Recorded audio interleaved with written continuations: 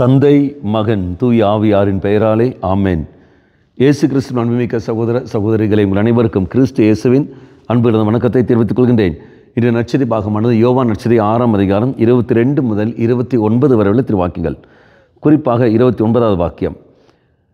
இயேசு அவர்களை பார்த்து, கடவுள் அனுப்பியவரை நம்புவதே கடவுளுக்கு ஏற்ற செயல். நீங்களும் நானும் இந்த உலகத்தில் வாழ்கிற பொழுது தெய்வத்துக்கு ஏற்ற ஒரு வாழ்க்கையை வாழதான் ஆசைப்படுகின்றோம்.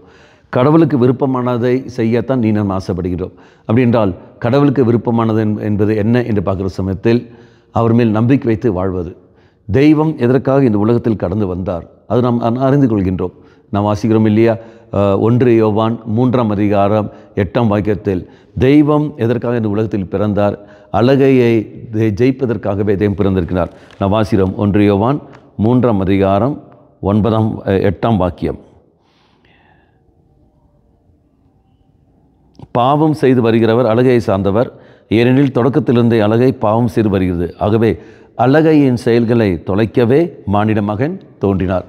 அவர் தெய்வம் இந்த உலகத்தில் வந்திருப்பது எதற்காக என்றால் பிசாசுடைய செயல்களை அழிக்கத்தான் தெய்வம் வந்திருக்கிறார். அப்போ நீயும் நானும் எந்த அளவுக்கு தெய்வத்தோடு இயேசுவோடு இணைந்திருக்கின்றோமோ அந்த அளவுக்கு பிசாசை நாம் ஜெயிக்க முடியும். ஆகவே இந்த நாட்களில் மன்றாடுவோம், ஆண்டவரே உம்மோடு இணைந்து செயல்பட கிருபையை தந்துள்ளோம். அது இணைவதுதான் திருப்பலி. இந்த நாட்களில் நான் திருப்பலியில் பங்கெடுத்து கொண்டு நற்கருணை வழியாக வருகின்ற உன்னை நான் ஏற்றுக்கொண்டு என் வாழ்வில் நான் சந்திக்கிற எல்லா திண்மைகளிலிருந்தும் தீய சக்தியில் நான் விடுதலை பெற நீரே எனக்கு துணை புரியும் ஆண்டவரே என்று விசேஷமாக நாம் மன்றாடுவோம். கண்களை மூடிக்கொள்ளுங்கள்.